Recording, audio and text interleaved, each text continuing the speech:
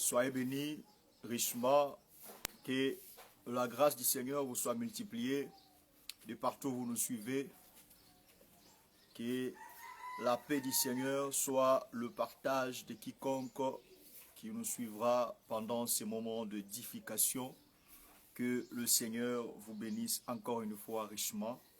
Bonjour, bonsoir, ça dépend de l'heure à laquelle vous nous suivez. Ce matin encore, nous voulons monter dans la présence de Dieu au travers cette parole d'édification, cette tranche matinale qui vous bénit chaque fois et chaque moment. Que le Seigneur vous bénisse. Nous allons prier le Seigneur. Seigneur incomparable, Dieu de paix, merci pour cette merveilleuse journée. Merci pour ta paix, ta grâce renouvelée, tes bontés renouvelées encore ce matin. Laisse que ces instants soient couronnés de gloire, couronnés de puissance, couronnés de bonnes choses dans le nom de Jésus. Seigneur, que le cœur soit continue à être touché, que le cœur continue à être béni par ta grâce, par ta faveur. Nous voulons, ô précieux roi Seigneur, ô Dieu, que ton nom soit, ô Père, élevé au-dessus de toutes choses, ô Dieu. C'est pourquoi, ô Éternel, chaque matin, nous nous efforçons à partager ce pain que tu nous as donné, ô Père, depuis le ciel. Lorsque ce pain puisse, ô éternel le Dieu de grâce, rafraîchir les âmes abattues, rafraîchir, ô Dieu, le cœur brisé, Père. Donne, ô Père, la paix à ceux qui vont nous suivre. Je prie, ô éternel le Dieu, que ton amour inonde le cœur et que ta grâce soit, ô Père éternel le Dieu, répandue sur ton peuple. Dans le nom de Jésus, notre Seigneur et Sauveur, nous prions, nous disons Amen. Que la paix du Seigneur vous soit encore une fois richement manifesté. Rapidement, nous allons lire l'Écriture. Nous sommes dans les livres de Deutéronome, le chapitre 33 et le verset 20 et le verset 21. Nous sommes déjà en train de parler de Gad et nous parlons précisément sur la phrase de Moïse qui dit que béni soit l'Éternel qui met Gad au large. Parlons de ça par la grâce de Dieu.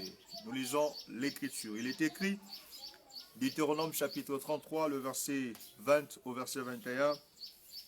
Sur Gad, il dit, béni soit celui qui met Gad au large. Gad repose comme une lionne, il déchire les bras et la tête. Il a choisi les prémices du pays, car là est caché l'héritage du législateur. Il a marché en tête du peuple, il a exécuté la justice de l'Éternel et ses ordonnances envers Israël. Que Dieu ajoute encore une fois l'explication à la lecture de cette parole bénissante. Nous sommes en train de parler sur la famille de Jésus. Nous expliquons toujours ce que c'est cette famille. Une famille qui est appelée à être élevée, à hériter du salut, à hériter les cieux. Et c'est de cette famille dont nous sommes en train de parler par la grâce de Dieu. Et nous allons tout droit entrer dans le vif de notre sujet, parce qu'il y a beaucoup de choses à dire par la grâce de Dieu. Nous n'avons que 30 minutes. Il est écrit que béni soit l'Éternel qui met Gad au large. Nous avons expliqué une chose très importante, que celui qui parle ici, c'est Moïse. D'abord, à retenir que Gad a été cité par 3 personnes. Et c'est ces 3 personnes qui nous ont permis de comprendre cette personne de Gad. La première des personnes, c'est quand il est né, sa mère Léa qui va s'exclamer. Vous voyez, qui va manifester un sentiment d'exclamation. Et elle va dire quel bonheur dont la venue de Gad a donné à Léa les bonheurs. Et notre père Jacob, son père Jacob aussi a parlé au jour de sa fin, c'est-à-dire au soir de sa vie, quand il voulait aller se reposer, il réunit ses enfants et il bénissait chacun selon sa grâce. Et l'Écriture dit que sur Gad, elle dit, Gad sera assailli par les bandes armées, il les assaillira et les poursuivra. C'est ce que Jacob a prononcé sur son fils Gad. Mais pour Moïse, Moïse va aussi dire de son côté. Nous avions parlé débonnaire chez Léa, nous avions parlé de 7 assaillissements de Gad et de 7 assaillissements de Gad sur ses ennemis et Gad, les ennemis sur Gad et la poursuite. Nous avons parlé de ça. Et aujourd'hui, nous sommes en train d'expliquer Gad par rapport aux paroles de Moïse. Nous avions dit que Moïse, en tant qu'un prophète, il a parlé de Gad en voyant ce que le Seigneur fera de lui. Parce que quand Moïse il dit « Béni soit l'Éternel qui met Gad au large », c'est que Moïse voyait un travail que l'Éternel fera sur le véritable Gad. Un jour, le véritable Gad va venir et il va dire dans Jean chapitre 5, le verset 39, il dit aux Juifs, vous sondez les Écritures, parce que vous croyez avoir en elles la vie. Or, ce sont elles, là c'est qui? C'est les Écritures, qui rendent témoignage de moi. C'est que les Écritures sont des témoins qui ne parlent que de la personne de Jésus. Or, les Écritures, avant qu'elles ne soient Écritures, ces Écritures étaient des paroles dans la bouche des prophètes. Suivez très bien. C'était des paroles dans la bouche des prophètes. Et les prophètes qui parlent ici de Gad, c'est Moïse.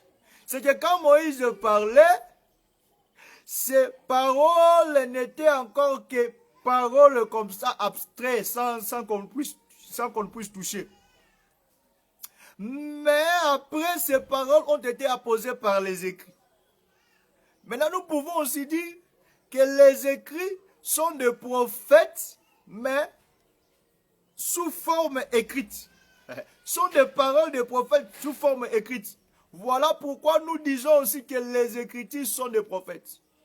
Vous voyez? C'est que quand l'Écriture dit « Béni soit l'Éternel qui met Gad au large », attention. C'est Gad ici dont l'Écriture témoigne est l'ombre du véritable Gad qui est le Seigneur Jésus. Parce qu'on ne peut pas parler, on ne peut pas faire toute une phrase sur un homme et quelconque péché. Mais on est en train de parler du véritable Gad. Parce que toute la loi, les psaumes et les prophètes ont annoncé la venue du Seigneur Jésus. Ont annoncé la souffrance qu'il devait s'en suivre et la gloire, la souffrance qu'il devait vivre et la gloire qui devait s'en suivre. C'est que l'Éternel qui met Gad au large, c'est l'Éternel qui prend le véritable Gad et le met au large. Maintenant, quand est-ce que Gad doit être mis au large? C'est là où nous étions en train d'expliquer hier. Et nous entrons par là pour continuer notre message ce matin. Parce que Gad n'est pas mis au large n'importe quand et n'importe comment. Très important. Lisons les Écritures. Nous sommes dans le livre de Genèse, le chapitre 26. Que Dieu bénisse ta vie, que Dieu te fasse grâce abondamment et que Dieu te donne la paix que tu cherches depuis longtemps. J'aimerais te dire que les ténèbres dans lesquelles tu es en train de traverser ne régneront pas toujours. Car la promesse est que les ténèbres ne régneront pas toujours. Oui. Parce que le Dieu qui est lumière ne peut pas laisser indéfiniment les ténèbres régner sur la vie de ses enfants. Je t'assure que les ténèbres qui dérangent ta vie ne régnera pas toujours. Et de la même manière, je suis en train de déclarer maintenant, ces ténèbres sont en train de libérer ta vie au nom de Jésus. Crois aux paroles de l'homme de Dieu et tu verras cela s'accomplir dans ta vie. Remarquez, Genèse chapitre 26.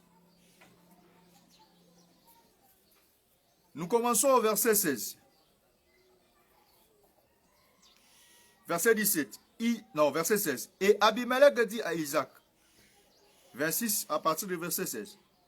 Va-t'en de chez nous, car tu es beaucoup plus puissant que nous. Isaac partit de là et campa dans la vallée de Guérar où il s'établit. Isaac creusa de nouveau les puits d'eau qu'on avait creusés du temps d'Abraham, son père, et qu'avaient comblé les Philistins après la mort d'Abraham. Et il leur donna les mêmes noms que son père leur avait donnés. Voilà, verset 19. Les serviteurs d'Isaac creusèrent encore dans la vallée et y trouvèrent un puits d'eau vive. Encore dans la vallée, ils trouvèrent un puits d'eau vive. Verset 20. Les bergers de Guérard querellèrent les bergers d'Isaac en disant, l'eau est à nous. Il donna au puits le nom d'Ézek parce qu'il s'était disputé avec lui. Retenez ça. Premier puits qu'ils ont creusé, les bergers, les Philistins querellèrent avec les serviteurs d'Isaac et ils donnèrent le nom de ce puits Ézek parce qu'il s'est disputé.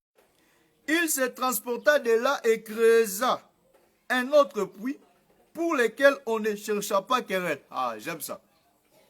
Et il l'appela Rehoboth, car dit-il, l'Éternel nous a maintenant mis au large et nous prospérerons dans le pays.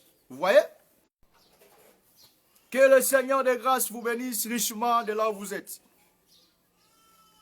Nous sommes en train d'expliquer un élément très important ici. Remarquez. Il y a ici la manifestation de deux puits.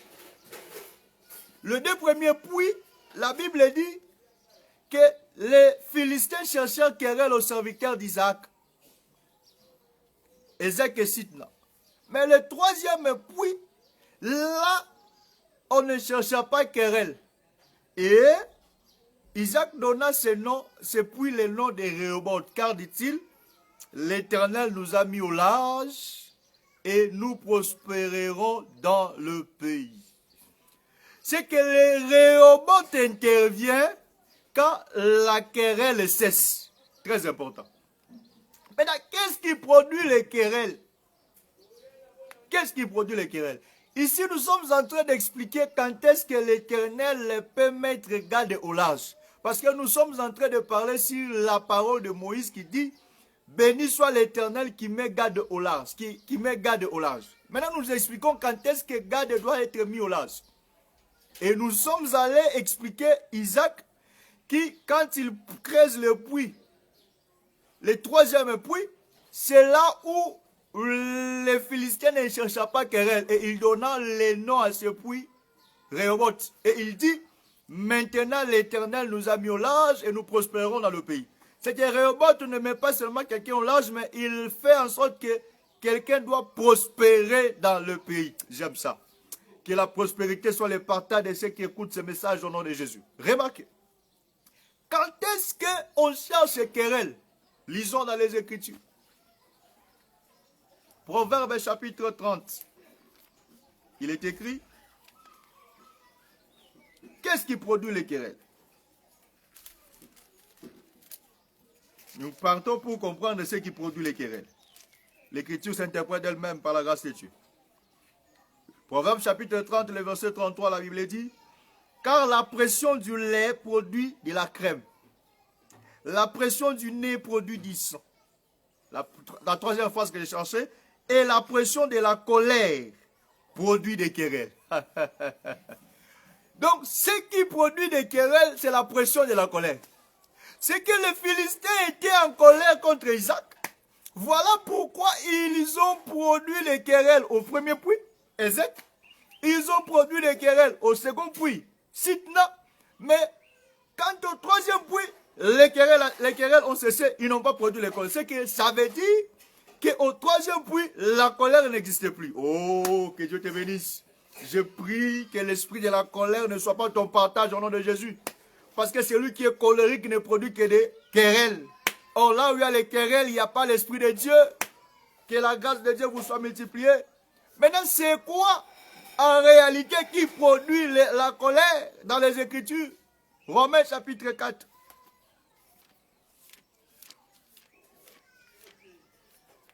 Romains chapitre 4, il est écrit.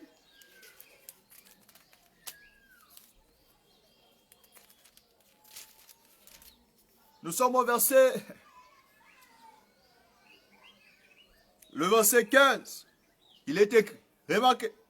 Parce que la loi produit la colère, et que là où il n'y a point de loi, il n'y a point non plus de transgression. Ah! C'est que, qu'est-ce qui produit la colère? C'est la loi. Ah! Nous comprenons bien aimés dans le Seigneur que la pression de la colère qui produit les querelles, c'est la loi. C'est que les deux premiers puits expliquent le temps de la loi. Parce que l'Écriture explique aussi autrement le temps de la loi. Le temps de la loi n'est pas seulement le temps de la loi, les psaumes et les prophètes, mais le temps de la loi, c'est aussi le temps de la loi et les prophètes. C'est ça les deux puits. C'est ça Ézèque et Sitna. Ézèque et Sitna, c'est le temps de la loi et les prophètes. Mais oui, c'est Jésus qui le dit. Remarquez ça. Remarquez. Nous sommes dans le livre de Matthieu chapitre 11. Matthieu chapitre 11, le verset 13. Il est écrit. Par la grâce de Dieu, vous allez comprendre ce que nous disons. Il est écrit, le verset 13, « Car tous les prophètes et la loi ont prophétisé jusqu'à Jean. » Donc, on est en train d'expliquer que tous les temps-là de l'Ancienne Alliance parlent le temps des prophètes et du temps de la loi. C'est que le temps des prophètes et le temps de la loi, c'est ça, Ézèque et Sitna.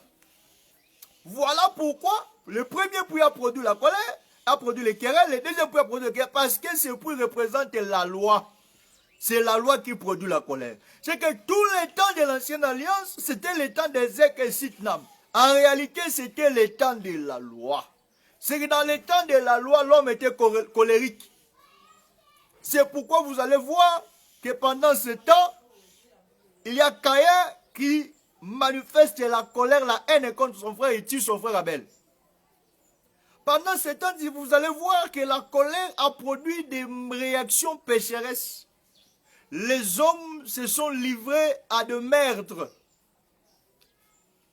Quand nous parlons de la loi c'est tout un temps aussi. Mais la loi aussi a intervenu comme ordonnance quand les enfants d'Israël sont sortis de l'Égypte. Mais tout ce temps avant leur sortie, c'est seulement le temps de la loi. Vous voyez? C'est que là où il y a la loi, il y a la colère. C'est pourquoi les Juifs sont toujours des gens colériques. Ils sont toujours prêts à lapider les gens. Ils sont toujours prêts à prendre la pierre à tuer. Pourquoi? Parce que la loi produit la colère. Que Dieu chasse l'esprit de la colère dans ta vie afin que tu ne sois plus sous la loi au nom de Jésus-Christ. Mais quand Rehoboth arrive, mon Dieu, quand Rehoboth arrive, attention, attention, attention, attention. Rehoboth est la fin des querelles. Or, quand les querelles n'existent pas, c'est que la colère aussi n'existe pas. Si la colère n'existe pas, c'est que c'est la fin de la loi. Ah, la loi qui produit la colère qui produit les querelles, c'est que si la loi a pris fin, c'est que les querelles aussi prendra fin au nom de Jésus. Maintenant, qui est la fin de la loi? Qui est la fin de la loi? La fin de la colère, la fin des querelles. L'Écriture nous dit, Romains chapitre 8, chapitre 10. Tout ceci, c'est pour expliquer quand est-ce que Dieu peut mettre garde au large. Ah, j'aime ça. Romains chapitre 10.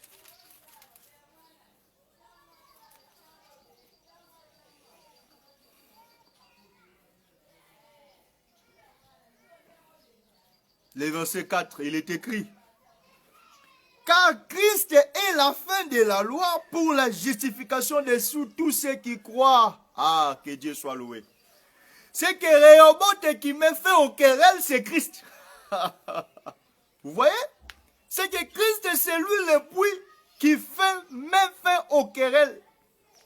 C'est que quand nous parlons de Rehoboth, Rehoboth, c'est Christ qui met fin à la loi. C'est que quand Christ vient, la loi aussi prend fin. J'aimerais te dire, quiconque qui croit au Seigneur Jésus, celui-là n'est plus sous la condamnation de la loi. Attention. Ça ne veut pas dire que tu vas vivre parce que tu es libre, tu vas vivre dans le libertinage. Ne fais pas de la liberté une raison pour vivre dans le libertinage. Mais non. C'est que la fin de la loi, c'est-à-dire cette loi n'a plus d'influence sur toi. Cette influence veut dire quoi? Cette influence veut dire que tu es capable de ne pas tomber dans le péché. Cette incapacité était sur nous avant la venue de Jésus. C'est pourquoi Jean l'a présenté comme l'agneau qui ôte les péchés du monde. C'est que ôter les péchés, c'est effacer les actes qui se révélaient à nous comme actes de condamnation. C'est que ces actes de condamnation ne sont plus à nous. C'est que nous sommes maintenant capables d'obéir à la loi comme Jésus a obéi à la croix. C'est ça n'a plus d'influence sur nous. C'est que tu peux décider aujourd'hui en Christ de ne plus pécher et le Seigneur viendra te donner la force de ne plus pécher. Tu peux décider aujourd'hui de ne plus être en colère et le Seigneur viendra te donner la force de ne plus être en colère parce que tu es en Christ. Celui qui est en Christ, Dieu entendra toujours sa prière. Voilà pourquoi nous parlons des gardes dans les camps de Ruben, parce que dans les camps de Ruben, il y a son frère Siméon. Or, Siméon, c'est l'oreille de l'Éternel. C'est que quand tu pries et que tu es en Christ, tu demandes à ce que Dieu puisse te donner la force de ne plus être en colère, l'Éternel qui voit Siméon à tes côtés viendra te donner la réponse. Que la grâce de Dieu vous soit multipliée de là où vous nous suivez. C'est que Rehoboth ici, c'est Christ. Voilà pourquoi nous croyons aussi que Christ c'est tout un puits. Là où nous venons puiser la bénédiction. Là où nous venons puiser la richesse. Là où nous venons puiser la bonne santé. Là où nous venons puiser la guérison. Là où nous venons puiser le miracle. Là où nous venons puiser la repentance. Là où nous venons puiser la conversion. Là où nous venons puiser la crainte de Dieu. En Christ, il y a toutes les bénédictions célestes. Il y a tout en lui. C'est lui le puits qui fait cesser les querelles. C'est notre Seigneur Jésus-Christ, il est Christ. Que la grâce de Dieu vous soit multipliée. C'est que Rehoboth ici, qui explique Maître Olage, veut seulement dire que le Christ met fin à la loi. Ah, nous comprenons que quand est-ce que l'Éternel met garde au large? C'est quand l'œuvre de la croix s'accomplit. C'est par la présence de Christ. C'est que garde qui est mis au large, Moïse prophétisait déjà sur l'œuvre de la croix qui mettra garde au large. Garde ici parle de Jésus lui-même, mais garde parle aussi de quiconque croit au Seigneur. Parce que Jésus, comme garde, c'est lui la chair qui marchait dans les rues de Jérusalem en train de prêcher la parole du Seigneur. Et en tant que chair qui marchait dans les rues de Jérusalem, il était le fils de l'Éternel, le fils de Dieu. Maintenant, quand il marchait, il était garde. Maintenant, aussi longtemps qu'il marchait dans le rue de Jérusalem, il n'avait pas de lieu où reposer sa tête. Parce que quand garde est mis au large, il obtient aussi le repos. C'est pourquoi il dit, les oiseaux ont des nids, les renards ont des tanières, mais le Fils de l'homme n'a pas lieu où poser sa tête. C'est que garde cherchait, Jésus comme garde, il cherchait le lieu où reposer sa tête. Mais ce lieu, il ne pouvait pas l'avoir s'il n'avait pas accompli l'œuvre, si l'œuvre de la croix ne s'était pas accomplie. Voilà pourquoi quand il a accompli l'œuvre de la croix, Jésus a trouvé maintenant le lieu où reposer sa tête. C'est que garde qui monte à la croix, il est en train d'accomplir l'œuvre pour lui permettre de faire quoi? De reposer sa tête. Maintenant, Rehoboth te dit, Dieu nous met, maintenant l'Éternel nous met au large et nous prospérerons dans le pays. Ah, je bénis le Seigneur. Parce que Isaïe aussi avait vu Rehoboth. Isaïe 53. Nous allons déjà atterrir par la grâce de Dieu. Isaïe 53. Que dit le prophète Isaïe? La parole de Dieu, elle est bonne et elle est une bénédiction pour nous. Que dit le prophète Isaïe? Isaïe 53. Lisons ça. Que la grâce de Dieu vous soit multipliée. Il est écrit dans Isaïe 53, le verset 10. Maintenant, Isaïe explique comment est-ce que Gad est mis au large et comment est-ce que Rehoboth intervient dans la vie de Gad. Remarquez. Il a plu à l'Éternel de les briser par la souffrance. Briser qui? Briser Gad, le véritable Gad qui est le Seigneur Jésus.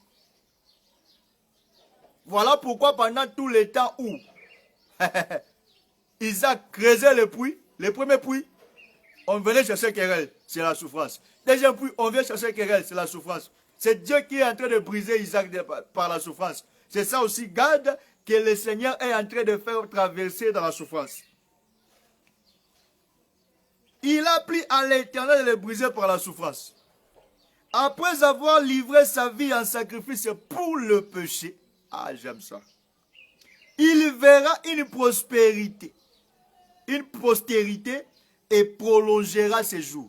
Ah, nous comprenons que quand le véritable gars qui est le Seigneur Jésus-Christ meurt à la croix, cette mort va faire en sorte que notre prospérité puisse croître. Ah, c'est que nous comprenons ce qu'il avait dit, que si un grain de blé ne meurt, il ne produira pas de fruits.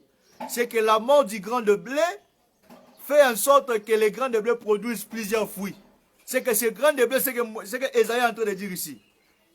Il a dit, il a pris à l'Éternel, après avoir livré sa vie en sacrifice pour le péché, il verra une postérité et prolongera ses jours.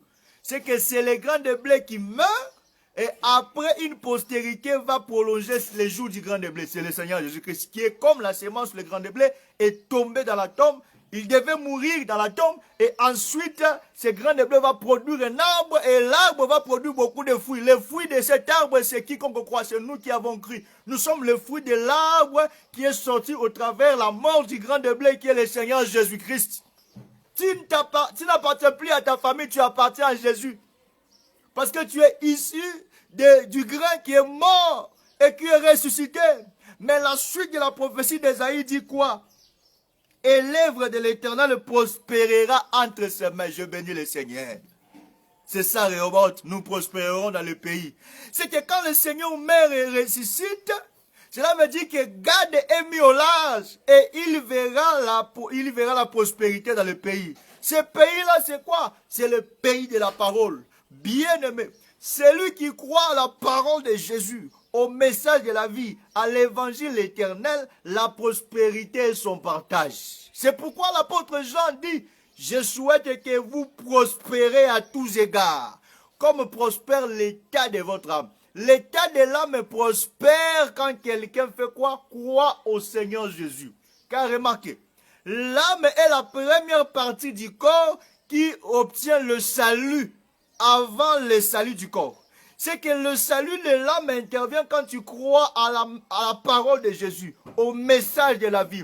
Quand tu crois à la mort et à la résurrection du Seigneur Jésus, c'est alors que le salut de l'âme intervient. C'est que quand l'apôtre Jean est en train de parler de la prospérité de l'âme, il parle de la prospérité spirituelle. Il parle de la montée spirituelle de la personne. Mais dit de même que vous prospérez spirituellement dans les dons spirituels, de même que vous prospérez spirituellement dans les capacités spirituelles, dans les prières, dans les ailes de l'évangile, dans les ailes de la parole, de même que vous prospérez maintenant, il souhaite que vous puissiez maintenant prospérer sur le plan matériel. Donc, à tous égards. Parce que nous sommes aussi appelés à prospérer sur le plan matériel, à dominer le monde, à posséder l'héritage matériel. Nous sommes aussi appelés à avoir des millions. Nous sommes aussi appelés à avoir de l'argent. Nous sommes aussi appelés à avoir un bon mariage. Nous sommes aussi appelés à vivre mieux.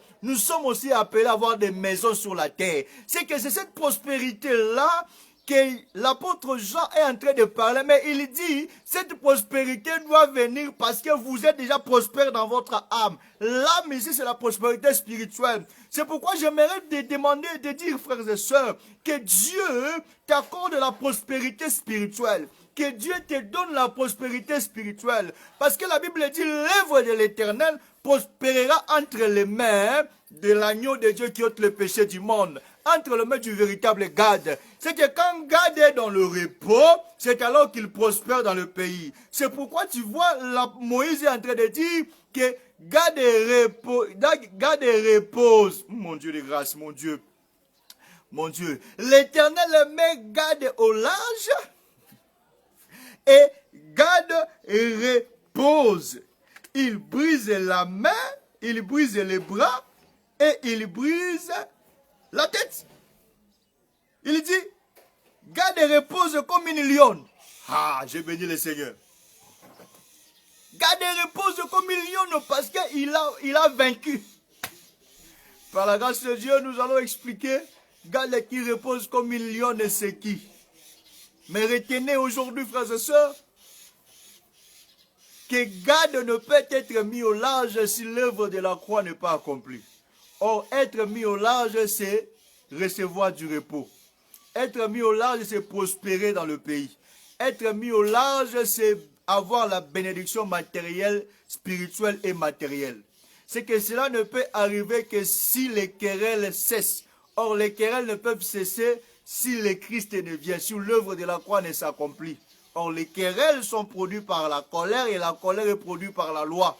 C'est que la présence de Christ est la fin de la loi, la fin de la colère, la fin des querelles. C'est quand les querelles cessent, c'est alors que Gade est mis au large. C'est Gade qui est mis au large, c'est le Seigneur Jésus-Christ, mais le Seigneur Jésus-Christ au travers l'Église, au travers quiconque croit. C'est que quand tu crois au Seigneur Jésus, le Seigneur te met au large. Au large de quoi? Au large des malédictions de famille. Au large de quoi? Au large des malédictions de coutumes. Au large de quoi? Au large de toutes les difficultés qui étaient au-dessus de tes forces. Au large de quoi? Au large de toutes les incapacités de croire et de craindre Dieu. Au large de quoi? Au large de faiblesses qui retenaient ta vie facilement. Au large de quoi? Au large de péchés qui s'attachaient à toi facilement. C'est que l'Éternel te met au large de toutes ces choses parce que c'est lui qui est capable de nous donner ce dont notre cœur désire. Car il a dit à Marie, rien n'est impossible à Dieu. Si tu crois que rien n'est impossible à Dieu, crois aussi que l'œuvre de la croix, le Seigneur Jésus auquel tu crois, te donne du succès. Reçois le succès au nom de Jésus. Reçois l'élévation au nom de Jésus.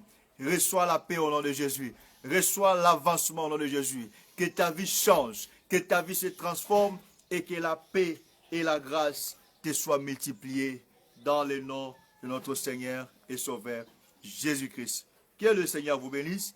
Demain, nous allons maintenant expliquer Gade qui se repose comme une lionne.